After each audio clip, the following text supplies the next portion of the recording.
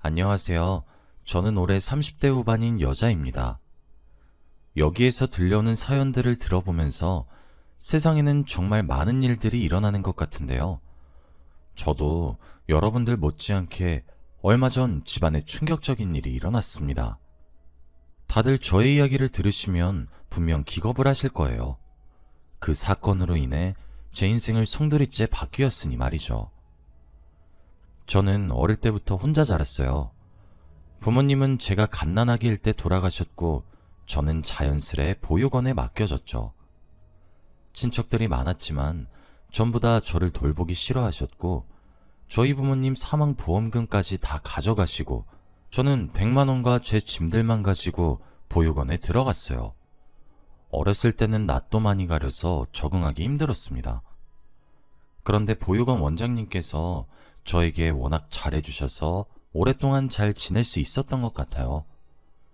친척들은 저희 부모님의 사망보험금까지 가져가 놓고서는 제가 자라는 동안 한 번도 찾아오지 않았고 연락 한 번 한 적 없습니다. 물론 아직까지도 어디서 뭘 하는지 살아는 있는지 아무런 소식도 모르죠. 그렇게 저는 혼자서 컸고 성인이 되자마자 독립을 하게 되었습니다.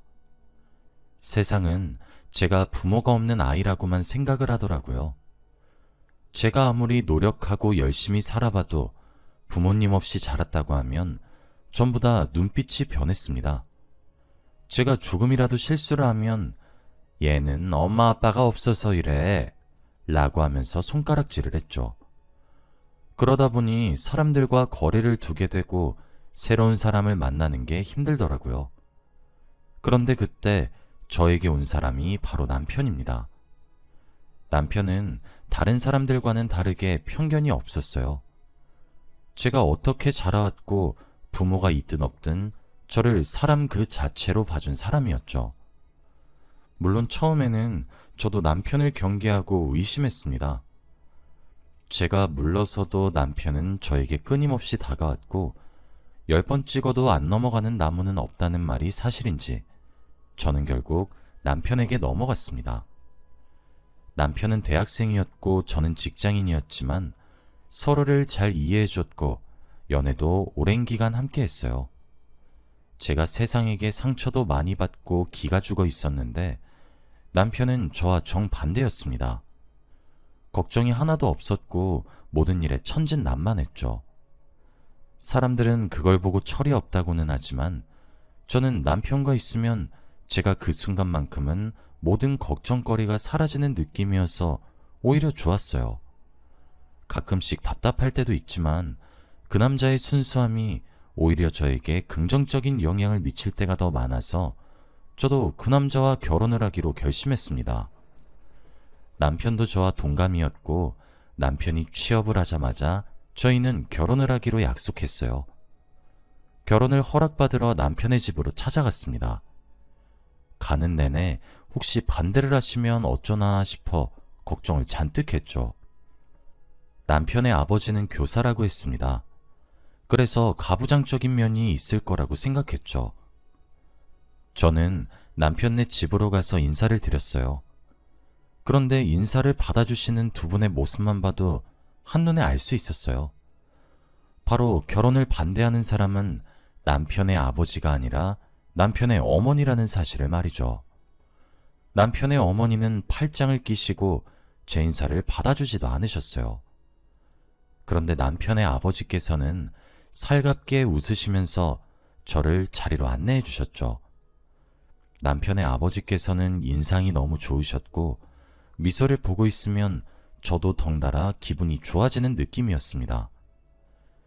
그런데 같이 식사 자리를 갖고 있는데 남편의 어머니가 그러시더라고요. 우리 아들이랑 연애까지만 하세요. 우리 집안은 부모 없는 며느리는 들일 생각이 없어요. 저는 이미 그 말을 들을 각오를 하고 있었음에도 불구하고 막상 귀로 들으니 심장에 못이 박히는 기분이었죠. 그런데 어머니가 그렇게 말씀을 하셨지만 아버지는 달랐습니다. 아니에요. 우리 아들 철도 없고 이제가 취업했는데 결혼해줘서 저희가 다 고맙죠. 취업하기 전부터 옆에서 정말 많이 도와줬다면서요? 너무 고마워요. 난 며느리 삼고 싶네. 이 말을 하시며 제 밥그릇에 고기 반찬을 올려주셨습니다. 저는 그 말을 듣고 너무 감동받았어요. 어머니는 아버지를 찰싹 때리면서 당신 지금 무슨 소리라는 거야? 근본 없는 애랑 우리 귀한 아들이랑 어떻게 결혼을 시켜? 그게 말이라고 해?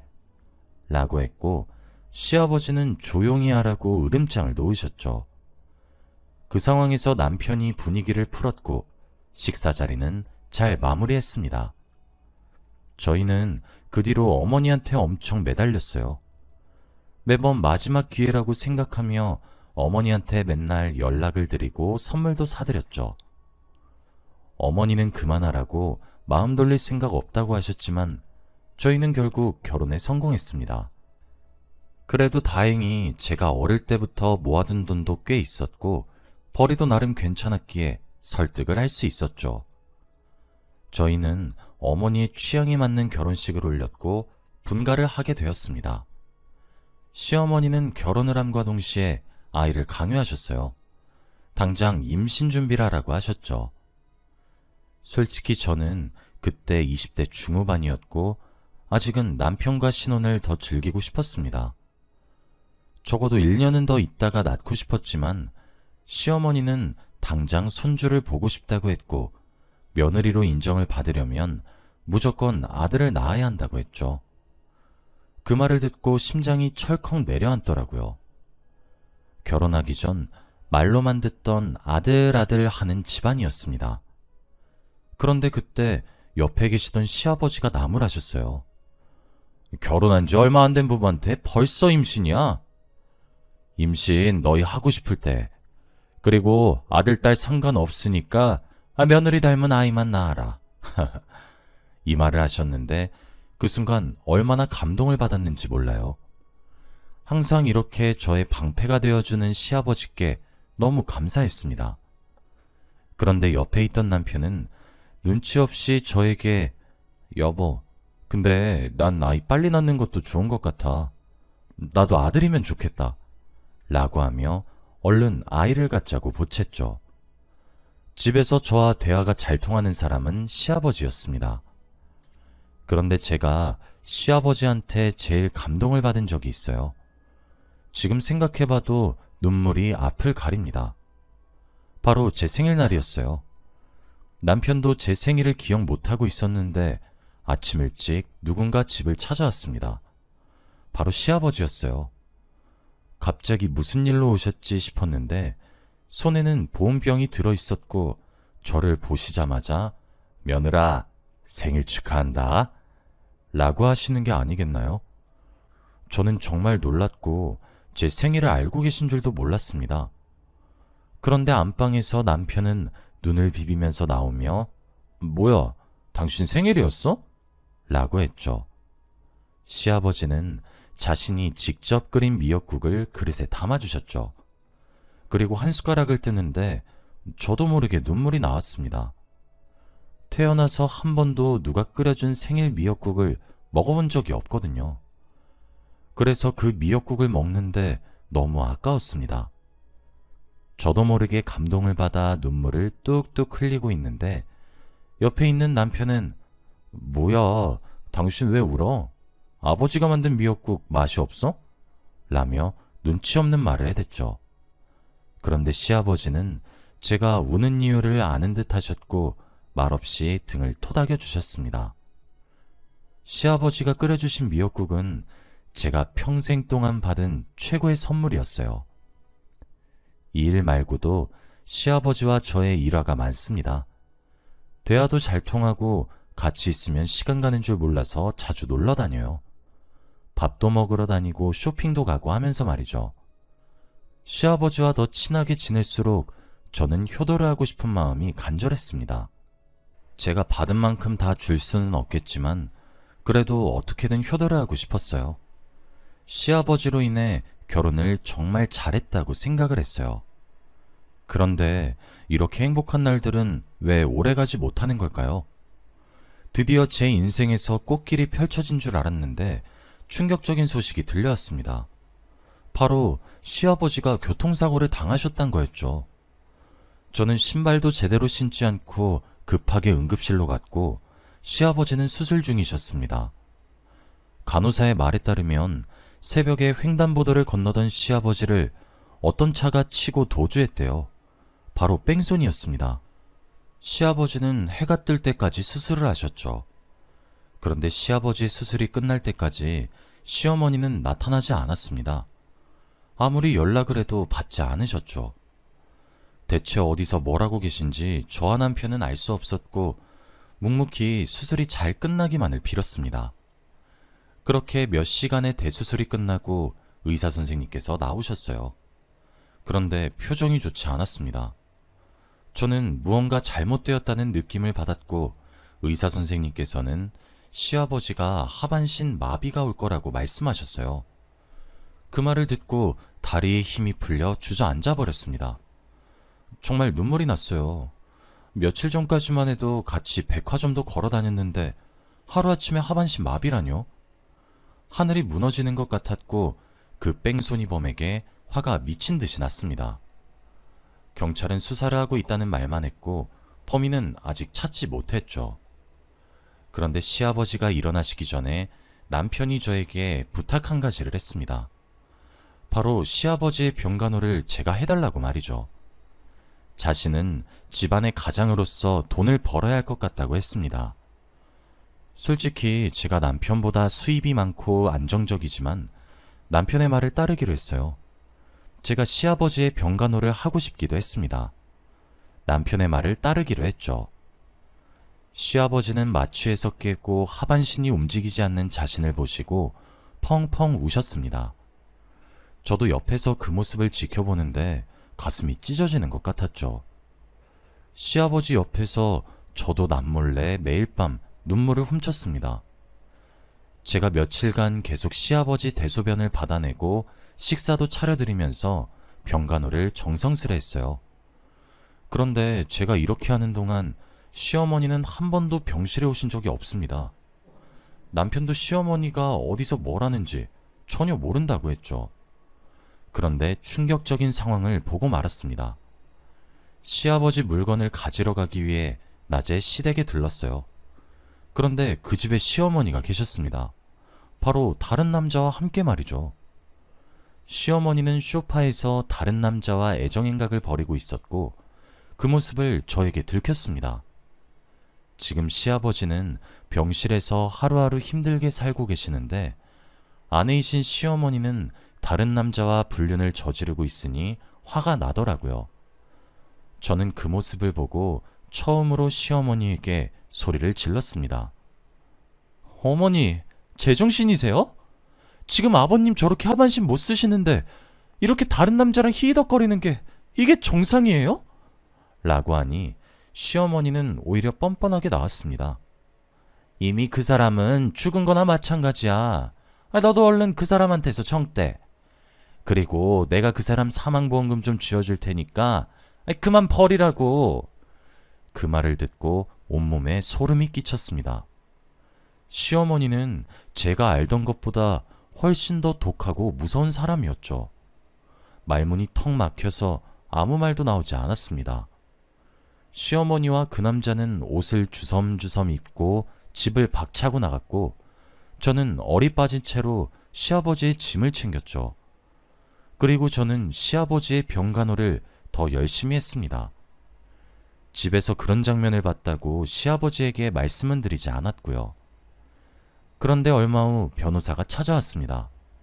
병실에 서류를 잔뜩 들고 오셨죠.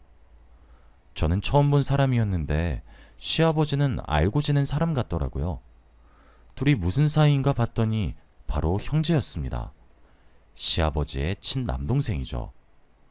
그런데 더 놀라운 건 바로 시아버지의 계획성입니다.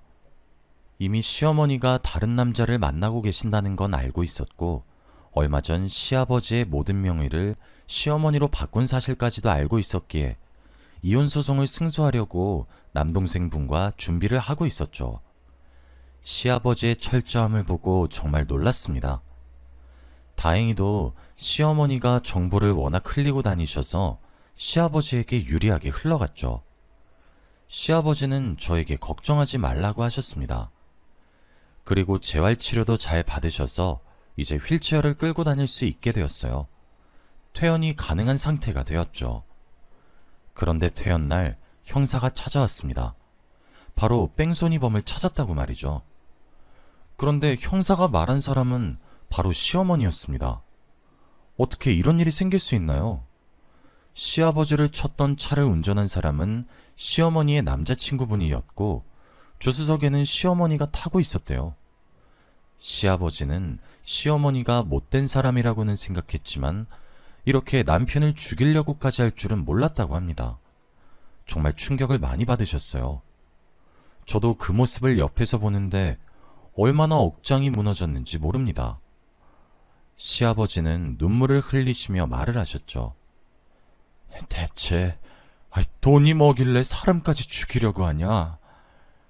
시어머니는 시아버지의 사망보험금을 노리고 죽이려고 했던 것이고 일부러 CCTV도 없고 인적 드문 곳에서 범행을 저지른 것이죠. 그 말을 듣는데 믿기지 않았습니다. 시아버지는 얼마나 충격이 컸을까요? 그런 사람이랑 몇십 년간 한솥밥을 먹으면서 살았는데 말입니다. 시아버지는 복수의 일을 가셨고 제대로 소송을 하기로 결심하셨습니다. 시어머니와 시어머니의 남자친구분은 바로 연행이 되셨어요. 두 사람은 시아버지한테 제발 합의해달라고 무릎을 꿇으면서 빌었지만 시아버지는 흔들리지 않으셨죠. 최대한 오랜 기간 감옥에서 썩으라고 하셨습니다. 그리고 재판을 했는데 감옥에 들어가게 되었죠. 이혼 소송으로 위자료도 많이 받을 수 있게 되었습니다. 시어머니는 평생 빚을 진 채 살아야 하는 것이었죠. 그래도 죄를 졌으면 평생 죄값을 달게 받았으면 했습니다. 시어머니는 펑펑 울면서 한 번만 봐달라고 시아버지에게 싹싹 빌었지만 시아버지는 눈길조차 주지 않았죠. 두 사람은 후회를 했고 징역살이를 하게 되었습니다. 이제 시어머니까지 집에서 나가서 남편과 저 그리고 아버지까지 셋이서 행복하게 살 줄 알았어요. 저와 남편은 당분간 시아버지와 함께 살기 위해 시댁으로 짐을 옮겼죠. 그런데 남편은 시어머니가 감옥에 갔다는 사실과 남편을 죽이려고 했던 사실이 충격이 컸는지 한동안 계속 엇나갔어요. 그 천진난만하고 순수한 표정은 온데간데 없어졌고 하루 종일 술을 달고 살았습니다. 회사를 출근하지 않아서 결국 잘렸고 사람이 폭력적이게 변하기도 했죠. 그뿐만 아니라 외박도 자주 하고 여자도 만나는 것 같더라고요. 옆에서 제발 정신 차리라고 힘내자고 말을 해도 듣지를 않았습니다. 결국 남편의 휴대폰에서 불륜 증거를 발견하고 말았죠. 정말 그걸 보는데 손이 벌벌 떨리고 눈물이 나더라고요. 말로만 듣던 불륜을 직접 겪어보니 화가 미친 듯이 났습니다. 그런데 지금 집안 상황도 좋지 않고 시아버지도 이혼한 상태에서도 남편이랑 이혼을 하면 더 분위기가 좋아지지 않을 것 같아서 어떻게 해야 하나 고민을 했습니다. 정말 화도 나고 매일 밤 남편이 나가는 것이 그 여자를 만나러 간다는 것도 알지만 제가 어떻게 할 수 있는 게 없더라고요. 집안을 위해서는 제가 참아야 하는 걸까 싶었습니다. 그런데 시아버지가 그러시더라고요. 하고 싶은 대로 하라고 말이죠. 왠지 모르게 시아버지는 다 알고 계신 것 같았습니다. 항상 멀리서 상황을 다 지켜보시고 제가 고민하고 있는 걸 어떻게 알아차리셨는지 해결법을 다 주세요. 그래서 제가 시아버지에게 감사한 것도 많죠. 정말 도움을 많이 받았거든요. 시아버지의 남동생분의 도움으로 저는 남편과 이혼소송을 진행했습니다. 상간녀 소송도 같이 했고 남편은 변명의 여지가 없는지 바로 인정을 하더라고요. 그리고 워낙 흘리고 다닌 정보도 많아서 승소하는 것이 쉬웠습니다. 그 여자는 남편이 유부남인 줄 몰랐다고 말을 하더라고요. 그래서 결국 소송과 동시에 불륜녀와 관계도 끝났다고 합니다. 남편은 저와 이혼 후 집을 나갔어요. 어디서 어떻게 사는지 전혀 알지 못합니다.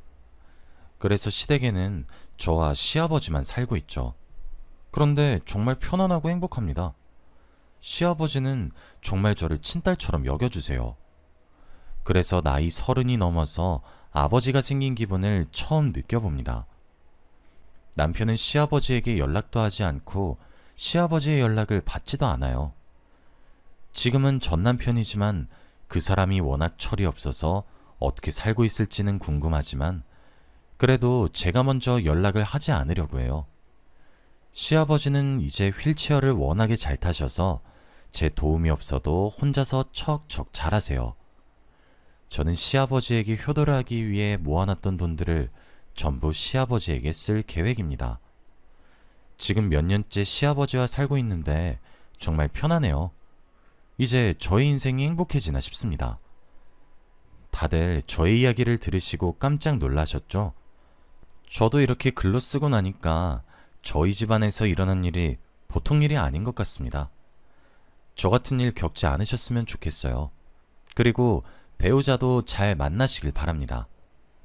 저희 이야기는 여기까지예요. 들어주셔서 감사합니다.